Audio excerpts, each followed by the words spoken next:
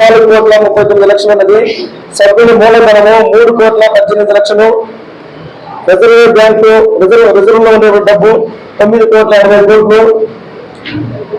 మొత్తం రుణాల రూపాయలు ఇచ్చినది 18,90,00,000.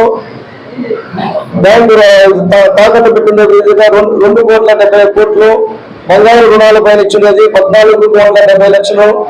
ఇతర బ్యాంకుల్లో డిపాజిట్ రూపంలో ఉండేది 1,49,00,000 ఉన్నది.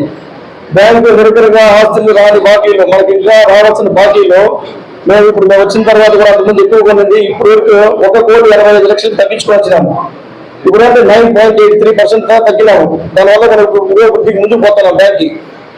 అదేవిధంగా ఈ నెల 13వ తేదీ నాటికి బ్యాంక్ వ్యాపారాల్లో మొత్తం డిపాజిట్లు 15,45,45,00,000 ఉంది.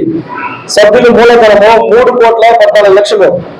రిజర్వ్ లో ఉన్న డబ్బులు 10,64,00,000 ఉన్నది. మొత్తం రుణాల రూపాయలు ఇచ్చినది 22,11,00,000. మనం తాకట్టు రుణాలు మీద ఇచ్చినది కూడా 2,75,00,000. బంగాళ పైన మాత్రమే 17,83,00,000 ఇచ్చినాము. ఈ 17 కోట్లు కూడా మేము గతంలో మాకున్న దాన్ని పరిమితి కూడా పెంచుకొని బంగారు రుణాల మీద ఇప్పుడు 5 లక్షలు తగ్గిస్తున్నాం సార్. 10 లక్షలు రిజర్వ్ బ్యాంక్ పర్మిషన్ తీసుకొని గోల్డ్ లోన్ 10 లక్షలు తగ్గిస్తాం. దానివల్ల పెంచిన దానివల్ల మాకు ఇప్పుడు 17 కోట్లు వ్యాపారం జరుగుతాం. గోల్డ్ లోన్ వల్ల మన బ్యాంక్ వ్యాపారం పోతా ఉంది. అదేవిధంగా రుణాలు కూడా మనం 1,04,00,00,000 ఇచ్చున్నాము మన మార్టిగేజ్ లోన్ పైన కూడా.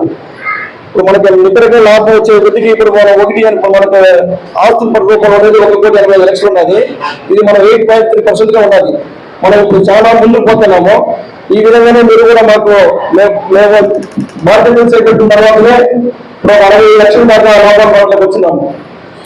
కొత్త పాలకూర చేపట్టాలకు 28 నాటికి బ్యాంక్ 4,39,00,000 ఉన్నది. సభ్యుల మూలధనము 3,18,00,000. రిజర్వ్ బ్యాంకు రిజర్వ్ లో ఉండే డబ్బు 9,80,00,000. మొత్తం రుణాల రూపాయలు ఇచ్చినది 18,90,00,000. బ్యాంకు తాకట్టు పెట్టిన 2,70,00,000. బంగారు రుణాల పైన ఇచ్చినది 14,70,00,000. ఇతర బ్యాంకుల్లో డిపాజిట్ రూపంలో ఉండేది 1,49,00,000 ఉన్నది. బ్యాంకు నిరంతరంగా ఆస్తులు రాని బాకీలు, మనకి ఇంకా రావాల్సిన బాకీలు మేము వచ్చిన తర్వాత కూడా అంతకుముందు ఎక్కువగా ఉంది. ఇప్పుడు 1,85,00,000 తగ్గించుకొచ్చినాము. ఇప్పుడంటే 9.83% తగ్గినాము. దానివల్ల మనం వృద్ధికి ముందుకు పోతున్నాం బ్యాంక్కి.